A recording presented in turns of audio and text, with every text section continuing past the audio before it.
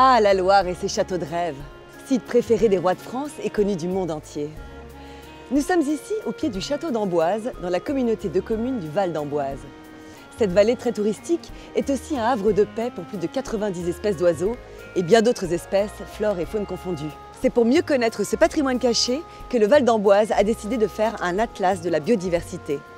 Projet d'ampleur, puisque ce projet intercommunal a regroupé 14 communes. Nous allons comprendre aujourd'hui comment ça s'est passé.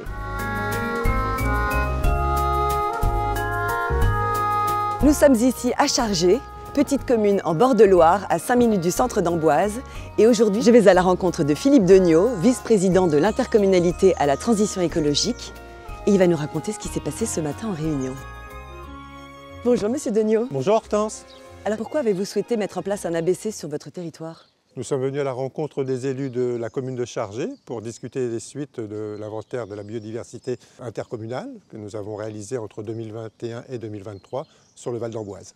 C'est pour nous une question essentielle de valoriser et de préserver notre patrimoine architectural, touristique, mais avant tout naturel qui participe à l'attrait de notre région. Comment avez-vous procédé pour l'inventaire sur un si large territoire?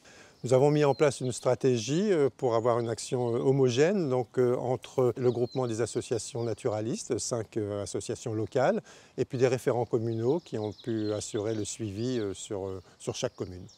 La majorité de nos inventaires se situaient sur propriété privée, donc il a fallu entrer en contact avec ces propriétaires. Plus de 700 courriers ont été adressés. Et environ 150 propriétaires nous ont répondu favorablement pour qu'on puisse entrer sur ces sites-là. Et alors, quel est le résultat de cet ABC? Nous avons établi une cartographie complète de la faune et de la flore sur le territoire, mis à disposition une plateforme et puis des fiches de préconisation pour chaque commune pour engager le plan d'action. C'était l'objectif de notre réunion aujourd'hui. Nous passons maintenant à l'action. On part ensemble sur le terrain. Eh bien c'est parti, je vous suis.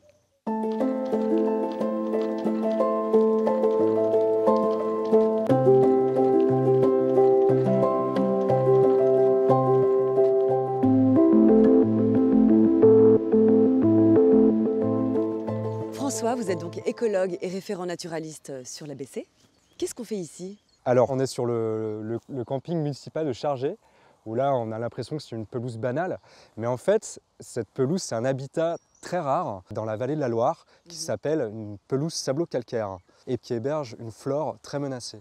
Et vu que nous sommes sur un camping, il y a quand même un piétinement assez régulier qui peut avoir un impact sur la préservation de cet espace naturel. Typiquement, je suis en train de piétiner quoi, là, par exemple? Alors là, sous nos pieds, en fait, on va avoir une diversité d'espèces de plantes, dont l'espargoutte à 5 étamines, qui est une petite plante en danger d'extinction en région Centre-Val de Loire. Et alors concrètement, on fait comment pour protéger? Alors pour protéger ces espèces, ce qu'on a proposé ce matin avec le maire de Chargé, on va délimiter cet espace pour éviter que les campeurs n'installent leurs tentes sur cette partie des pelouses sablo-calcaires. Et on va également les prévenir de la présence de ces espèces dans un livret d'accueil qui leur sera transmis à l'arrivée dans le camping, et puis avec des panneaux de sensibilisation, d'interprétation qui seront disposés à différents endroits. Oui, parce que finalement, ça sert à ça l'ABC, mieux connaître pour mieux protéger. Oui, grâce à l'ABC, on a pu mettre en valeur le patrimoine naturel du Val d'Amboise, et maintenant, grâce à l'implication de tout le monde, les élus, les citoyens, on va pouvoir mieux protéger. Merci François. Merci Hortense.